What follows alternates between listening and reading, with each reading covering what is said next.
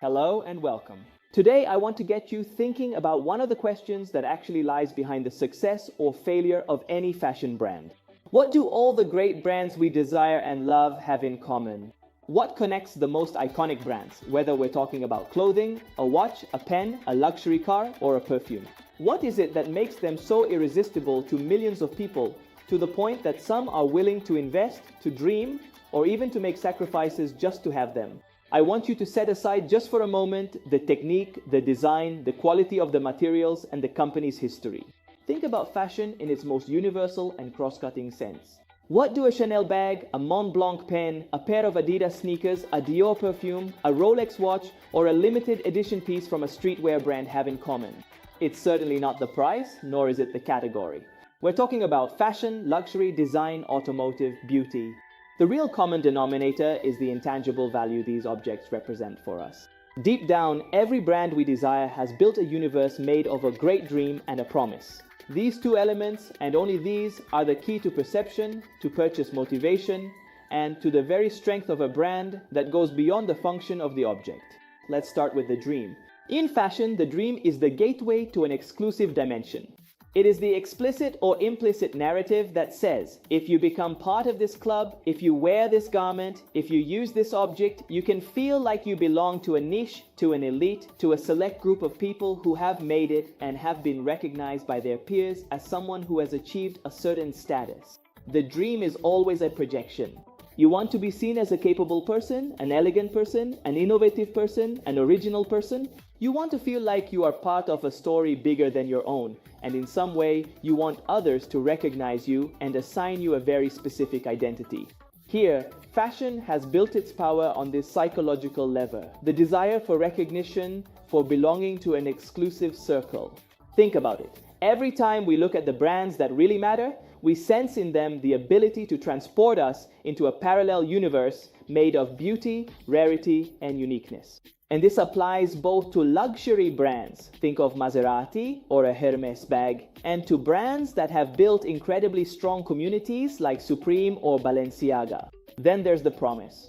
The promise is that subtle yet unmistakable feeling that owning an object, a garment, or an accessory from that brand can bring us closer to that dreamed of status, making us a little more in our own eyes and in the eyes of others.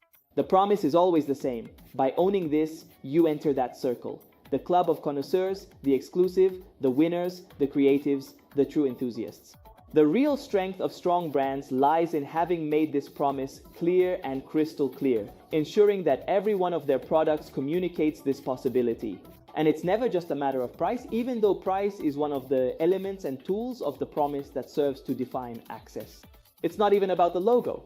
Today, in the world of fashion, flaunting the logo has often given way to more subtle visual codes, but ones that are still recognizable to insiders and enthusiasts. All of this is a game of perceptions, of status, of silent battles between the rational mind and deeper desires. And it doesn't matter whether you're a fashion enthusiast, a professional, an entrepreneur, or just someone who dreams of launching their own brand. If you want to build a successful brand, in any sector, not just fashion, you need to learn to handle this dream and this promise as your most powerful weapons. That's why, in our work with Be a Designer, we always start from these elements, because a brand is never built starting from the product idea. Obviously, the product is extremely important, but if it remains just an object, it will be judged solely by its functionality. Is it expensive? Is it worth little? Do I need it or not? I will automatically compare it with other objects in the same category. A brand, on the other hand, is born when you build a system of values, a story, an emotional tension. A brand, on the other hand, is born when you build a system of values, a story, an emotional tension, when the buyer feels that, even if just for a moment, they are entering a different universe. Let me give you a few examples. Why do so many people dream of owning an iconic bag, even though they know they don't really need it? Why does someone invest in a watch or a pen when they could have perfectly functional products? When they could get something just as functional for a tenth of the price? Why do people seek out limited editions, designer collaborations, or objects that only a few own? The answer is because people buy in order to become, to feel seen, recognized, or admired, or simply to feel part of something that is off limits to others. We see this today as well with the influencer phenomenon. In its heyday, a few years ago, Ferrari, for example, someone everyone knows, wasn't just selling clothes, but the idea of a lifestyle, a way of being, of communicating that inspires desire, envy, and dreams of success. People buy because they want to get closer to that dream. And that's why brand recognizability remains fundamental, even today when people seek more discreet codes, not so much to show off to strangers, but to be understood by those who know that language. And if you want your brand to succeed, you need to ask yourself a simple but often overlooked question. What dream are you promising? What is the promise that my product holds beyond its function? Is someone willing to desire and invest in order to feel part of my exclusive club? If you can't answer that, the risk is that you're only building a product, not a brand. And in this case, you'll be judged and evaluated only on price, functionality, and aesthetics. And the battle will always be uphill compared to other brands. In the work we do every day with our clients, this is the crucial step, helping you identify the intangible, immaterial value and understand how to position your brand not just with the product, but through storytelling, mood, visual strategy, and all those details that make the difference between just another label and that brand, even an emerging one, that everyone recognizes and somehow wants to have. Building a dream, a promise, requires method, technique, awareness, and study. It means working on emotions, on visual language, on positioning choices in the minds of customers, but also on every concrete detail. The consistency between the story you tell, the materials you choose, the prices and the perception you want to create, the distribution and the type of community you want to generate. If all this seems theoretical to you, you're mistaken. It's the daily work of every strong brand.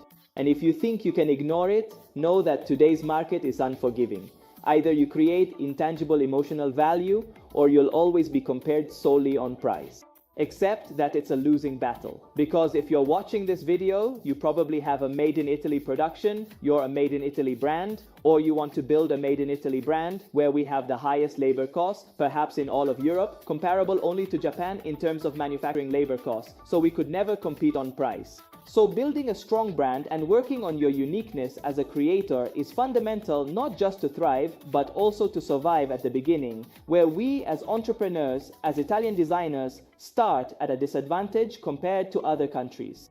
And if you want to find out how to turn these concepts into a concrete strategy, into a coherent collection, into a proposal that truly has a chance to stand out today, I invite you to explore our method. Because with my team, with Be a Designer, we help you work on this deeper dimension to build a real dream and a credible promise, and to avoid the pitfalls of improvisation and the idea that it's enough to have a nice logo, a good product, and people will eventually buy. Because today, fashion rewards those who know how to create emotion, desire, and recognizability.